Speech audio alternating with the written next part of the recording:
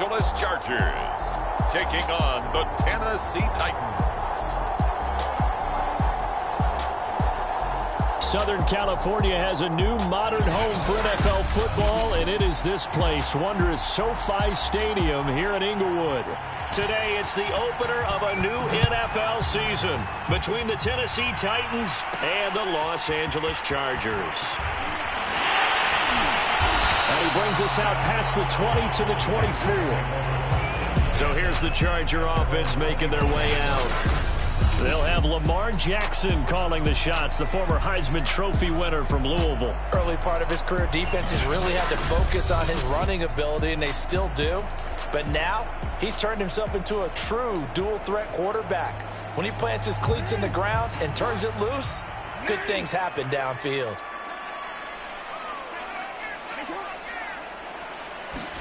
On 1st and 10, it's Jackson.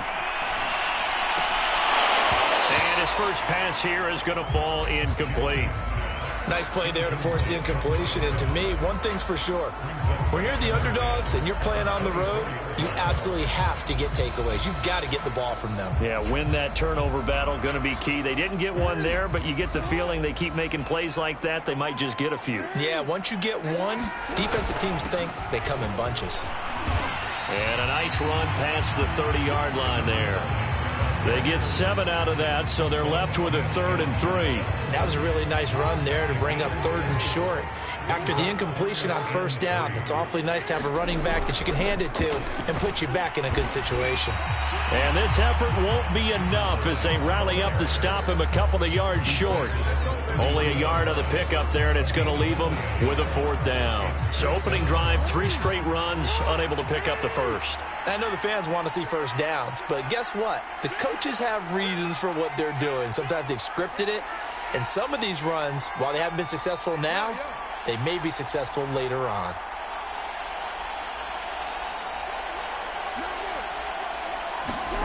Fourth down, here's Jackson. Got a man, and he hits him in stride. 20. Touchdown, LA. A big play there. 68 yards. And the Chargers are on the board here first in the season opener. That certainly went against the traditional ways of playing football, but who cares? Look at the result. Big touchdown. They went for it on their own side of the 50. So there's conservative, there's aggressive, and there's really aggressive, which is what we just saw there. Tip of the cap to them.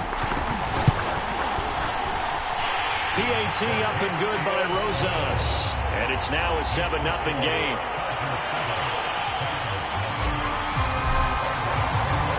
Now after the touchdown, here's Rosas on to kick it away. And this will be a touchback, so they'll bring it out to the 25. So the Titans set to go to work for the first time.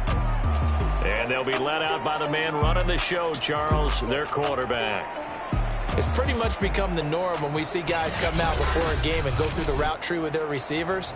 I thought it was exciting for us to see the exact same thing happen in practice. He's so meticulous, isn't he? He really is, and that tells me it's not just a one-time-a-week thing. They work on it all the time, trying to hone that fine edge. They want to see if they can get in sync and stay in sync in this one. They'll come out throwing here to start the drive. That ball caught. It's Mark Andrews, the tight end. 7 yards, the pickup there. They'll operate from the 32-yard line here, 2nd and 3.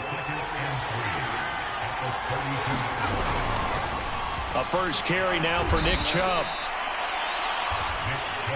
Something to watch here in week 1 of the season, tackling. Because you and I both know that in the preseason, a lot of these guys don't play a whole lot. Plus, the intensity and the speed really ratchets up on opening week. And he'll be taken down, but not before he gets into enemy territory. A couple of nice carries back-to-back here, establishing the ground game a bit. Yeah, these aren't bare-bones runs now. I mean, they're getting substantial yardage, the kind of yards you're looking for, right? Let's go ahead and use a cliche. Stay ahead of the change, right? 5 or more yards each time, that's what you're looking for in setting a tone and getting your offensive line going. Good sign on the opening drive. They'll contain him to just 4, 2nd down. One thing we do know, he's going to get his catches. So as they move forward defensively, got to continue to focus on not giving up the big play when he does catch the ball in the secondary. And he'll get it down on the play to the 37.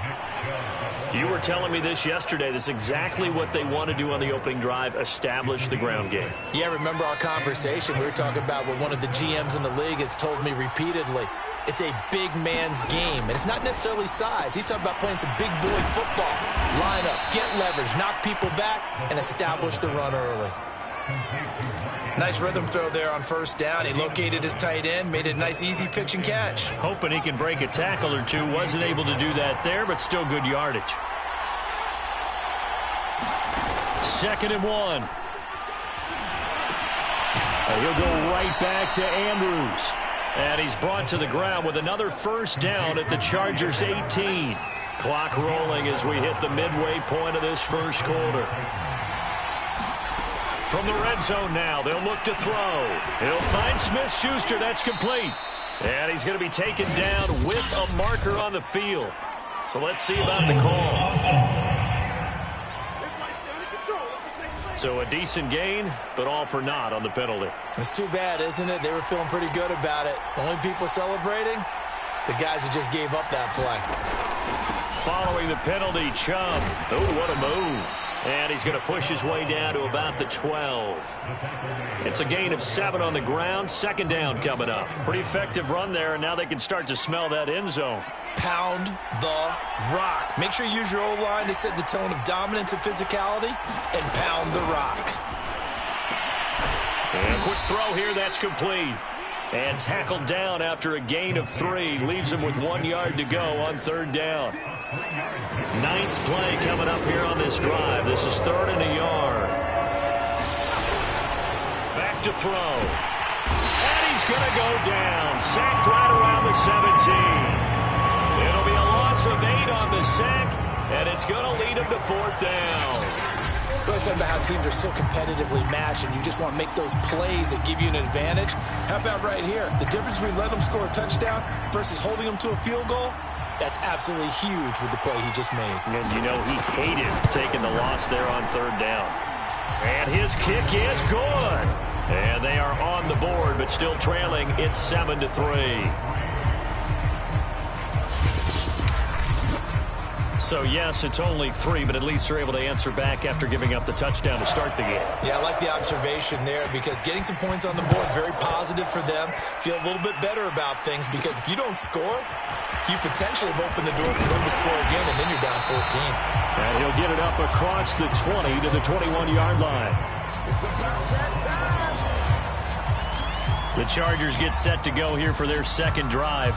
They had the touchdown on the opening drive of the ball game. It was countered by just a field goal. So, hey, if your guys can do that for 4 quarters, you're in good shape. Yeah, it is a team game, so that's just good complimentary football. But, you know, I know I'm no brainiac, but you trade 6s for 3s, things are going to work out in your favor. Throwing to start the drive, but that one incomplete. They'll put a check mark in the box where the defense coordinator was saying, how well can we stay with these receivers if we're in man coverage? Because he just did it on that one, forced the incompletion. That'll allow him to get bolder with his pass rush, won't it? Absolutely. Frees up your guys elsewhere. It's incomplete. Took a shot, couldn't connect. So back-to-back incompletions, and that has him staring at a 3rd and 10. To throw is Jackson. And a dangerous throw there as that's knocked down and incomplete. And this is what you want to see from a defense. Give up an opening drive touchdown, that's fine. But how about them going back out there, recommitting themselves to the task at hand, and forcing a 3-and-out and giving the ball back to their offense? The 3 straight incompletions, they don't care. That hasn't dissuaded them. They're going to go for it on 4th.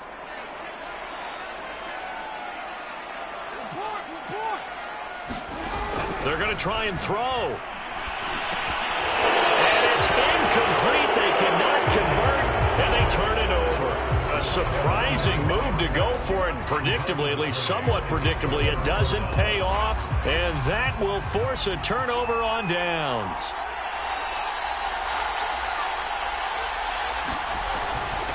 On first down, they'll run with Chubb. And this will be a gain of 6 when it's all said and done. Down to the 15 from the 21.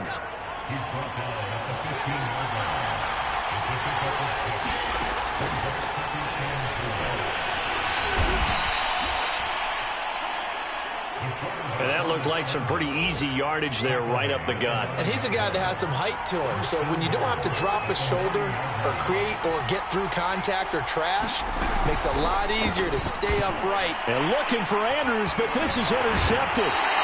Picked off down near the 5. Past the 10 to the 11-yard line. And that's where the return stops. Charles, not only is that an interception, it's one when you were really knocking on the door for a touchdown inside the red zone. You're actually thinking points. No matter what, at worst, you're thinking kicking a field goal and getting 3. We might look back on this in the second half and say, you remember when they didn't get points on that drive? This could cost them. They'll lose a yard there, and it's 2nd and 11. I know that speed is the hallmark of today's NFL game, but the key to good rushing defense is still having your linebackers set the edge. On 2nd and 11 now. Jackson buying time to his left. Looking left side, and it's complete. And he gets this one just shy of the 35 to the 34. That is definitely what we call on defense an uh-oh play. And what you mean by that is against Lamar Jackson, when you see him out of the pocket, your first thought is, uh-oh, he's going to try and run it. How do I get to him and get him on the ground? And guess what? That did. Jackson hit, and he lost the football.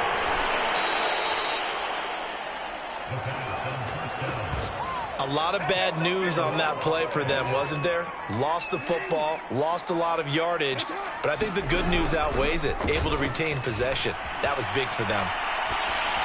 Now he's going to let it go deep left side. And that will fall incomplete. Oh, they took a shot there on what will turn out to be the final play of this first quarter.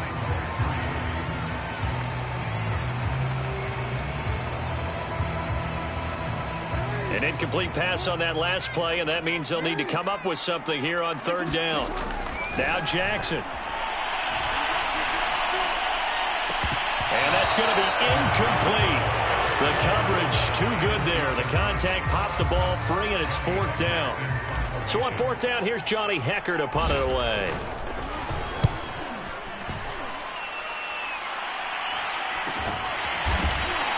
This will be a 41-yard punt, 3 on the return, and it'll be Titan football. Here's Tennessee ready to begin this drive offensively. And the interception thrown in the red zone last time. We'll see if they can rebound. I just have to think the last thing he said as they went back out there was, don't do that again. What do you think? What do you think? Yeah, I think that. I think that not only did he say that, but he also told him, let's put it in the end zone that it's supposed to be in, all right? The end zone we're trying to score. I know we're being a little bit facetious here, but the bottom line is take care of the football, and everything else should flow from there. Quick lesson, never ask the play-by-play guy a question. Hey, you're my partner. I know you're right there with me.